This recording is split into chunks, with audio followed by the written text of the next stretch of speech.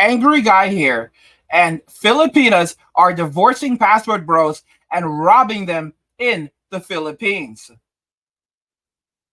Today we have a video request from Shutting from the Sky. To submit your own topic, just follow the steps in the description of this video. Shutting from the Sky writes, "Angry, please review the video. His side. The marriage is over. Who gets the house in the Philippines?" Will do. So let's just jump right into the video. Hey everybody. Today we're going to talk to William. Now he's had a couple posts on Dumagetti Expat, and he's also had a couple videos out on other channels. So I thought I'd give him a chance to tell his side of the story. He's been married to a Filipina for 5 or 6 years. They're going through a separation. He's moved to Thailand, and she's selling the house that he built. So let's talk to him about his situation and get his side of the story.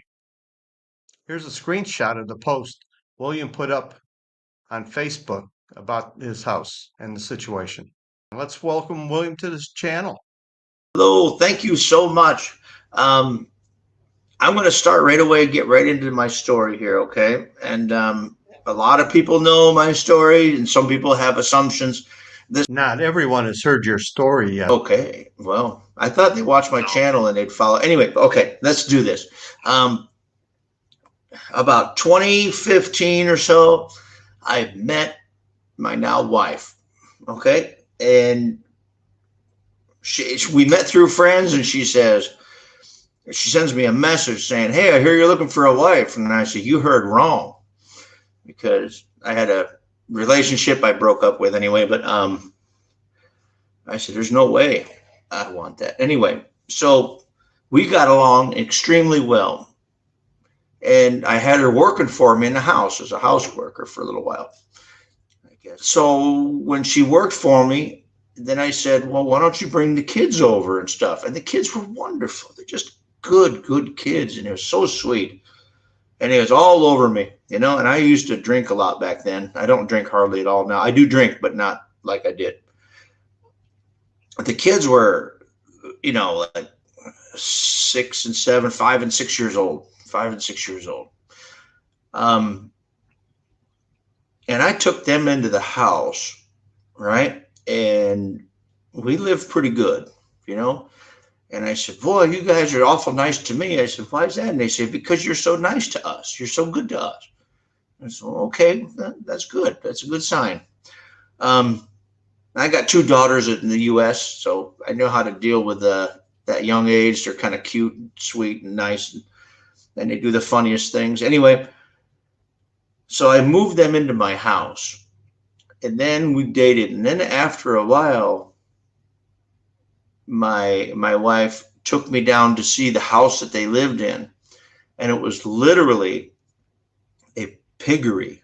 It was a modified pig house, which was it was crazy terrible. I mean, it was beyond poor, unsuitable for kids. And I said, "Now you get that." And I said, "You get that shit out of there, and you get that to the house, and make sure everything's out." And you know, so that was a solution for the house situation. Then we got married about a year after we met. And literally, it was kind of strange because it was like, "Well, what do you say we just get married?" Okay. Went down to the courthouse, did all the requirements first. Went down to the courthouse, said, "Yada, yada, I do." Okay. Sounds like you fell in love fast. It was good. And she was my absolute, no doubt, without any question, she was my absolute very best friend. We was inseparable for years. We've been married, 5 or 6 years now. You know, been together for about a year and a half before that. So I'm telling you that everything was fine. And then literally 2 years ago, my wife started changing her personality, her attitude, her, everything. And she wasn't like mean at first, but just a lot of very significant, strange changes in her behavior. And okay, so I helped her start a business, and I would buy this stuff as selling clothes. She did very well. There's a few months during the holidays where she made more money than me, and I was so proud. And I was always so proud of the kids. I mean, I would make sure that they had everything they wanted. Maybe that wasn't good, but I'm just telling you, I made sure they had everything they wanted. And so I said, hey, we got to build a house because I'm not going to be around forever.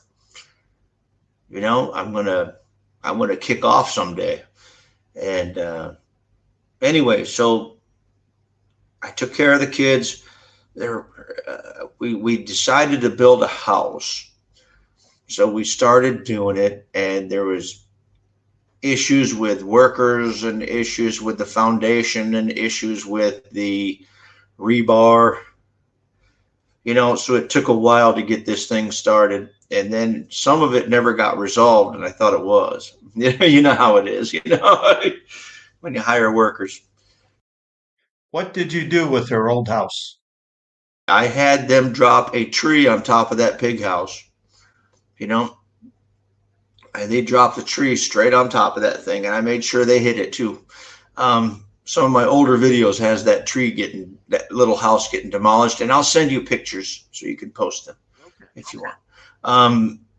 Not to embarrass anybody, I'm just telling you that they came from that, and it was horrific. So yes, I did everything I can to keep them out of poverty. I'm not rich, but I'm pretty middle class in the Philippines, so trying to improve their lifestyle. yeah, big time. Yeah, it was a step up.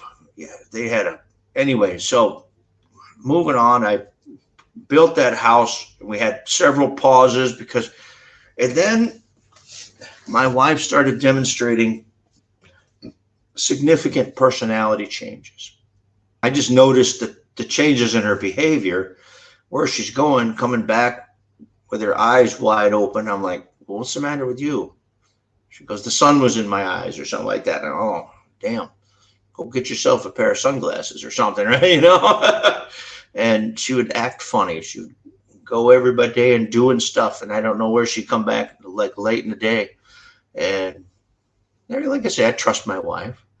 I trusted everything she did. And then suddenly one day somebody messaged me on Messenger and said, hey, your wife owes me like, I don't know, about 15,000 pesos. And I'm like, well, why would she borrow money? I give her money. I don't understand where. So I asked her that, and it's for something to do with this, buying extra bundles of clothing or something like that. I said, well, I don't remember it there being that much. I was, okay, you know, and then other people, this behavior of like suddenly somebody coming up and saying she owes me money, and she's been doing this a lot. I didn't know it, because she would get the money from other people and then pay it back when I got paid, and I'd give her money for the month. Sounds like she was robbing Peter to pay Paul. Yeah, rob Peter to pay Paul, not caring who it is. You're in Thailand right now, but this happened in the Philippines. And I'll tell you why I left in a little while, okay? Yeah, and then we got to the point where we moved to a different house. Why? It was a bad idea. It was just a bad idea. It was like half the rent. It looked nice, but a little farther out of town in Mantayop. And I'm telling you right now, it's like I got there, and then when I went to I had a motorcycle, and I went to the dealer and asked him, geez, I've been paying double payments on that. I said, what's my balance on my motorcycle? And they said, oh, it's 10,000 pesos, sir. I said, really? I could pay that sucker off right now. She goes, no, that's the delinquent amount. 10,000 delinquent. woo! I mean, I was furious. I left there screaming. I mean, I was like, not at the people, but I was screaming that I just been screwed for a couple years. And I paid double payments on it. So my wife was just putting that in her pocket and to whatever she was doing. And it started to get expensive. Now, when we moved to the new house, I said, you need a motorcycle. So I go take her down the Rusi, pick out a motorcycle, and I start making payments on that. Double payments again. So, sucker. So when I talked to my wife about the one motorcycle being behind, I said, please don't ever do that again, ever. If you need something, just tell me. We'll work it out. Always been like that. I don't know why she just did it. She still didn't tell me why. Anyway, so we went and bought another motorcycle, and I'm making payments so she can run around with the kids and I have a bike. And I mean, it's just compounded is what I'm saying. It's just compounded. And next thing you know, she says, oh, my brother wants to borrow the motorcycle. And I said, well, just don't let her borrow it too long. I didn't buy it for him. I bought it for you so you could run around and get the kids and stuff. And the motorcycle was gone. Apparently her brother borrowed it. Well, in reality, it got repossessed. Rusi came and got their bike. Well, she came and got their bike. And they'd come to the house a couple of times looking for money. But I didn't understand what they were saying, so I didn't think anything of it. So anyway, the erratic behavior become more and more. And I said, you need to get a hold of yourself. I said, you've been acting this way and this way. And then she's like, well, so what? If you don't like it, get out. You know? And I'm like, I never mistreat you. You know? And anyway, if I change and I just go back to the house, I remember that when before my YouTube channel was monetized, I started a GoFundMe, and that GoFundMe was labeled clearly, and it said to support my YouTube channel before I was monetized. Then when I became monetized, I closed it up. I didn't make much money on that, and I think I made about $300 total the whole time it was up. And somebody asked me, how do I support your channel? I said, that's a good question. So I did GoFundMe. So, you know, if you want to support this channel, go to my GoFundMe. Then when I became monetized, okay, you know, we'll do it this way. And then I never mentioned the monetized at all after that for ever since. A lot of YouTubers have PayPal or buy coffee for donations from viewers to support their channel. And the funniest thing is the trolls have a certain language amongst themselves. And when you have a GoFundMe, they call it e-begging. And I'm like, man, I ain't never begged for anything in my life. I would never beg for my life if a robber looked me in the face with a gun. I said, ain't going to happen, bro. I'm good with the man upstairs. But, you know, I'll fight you. I'll defend myself. But, you know, I mean, I'm not going to beg you for my life, you know. So, guys, I want to do some commentary now. I constantly tell you guys that Filipinas are no better. They're no different than any other woman on this planet. They all want something from you, okay? It could be your money. It could be your utility. It could even be your body, okay? But she will never actually love you. Let's make that very clear. I say that women in the Philippines are not better than women from Western society. They just operate differently. They are raised to be wives, mothers, caregivers, nurturers, because that's their means of survival and way out of poverty. The reason why the center of a woman's life is her family is because that is how she learns. That's how she's been taught that she can survive. She survives through her family, okay? And her family will always be her parents and her siblings. That does not include you. Those people are her family, maybe her children, but that does not include you. You will never be a part of her actual family. And, you know, she will be your best friend. She will do everything. She will be with you. Guys, a lot of these guys do this with women. Like, oh, the woman is like, she's so perfect. Like, she's so cool. She's so great. She watches Star Wars with me. You know, she does all of these interesting things.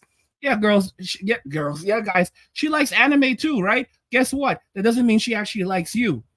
What she's doing is, you know, she's basically renting her time to you.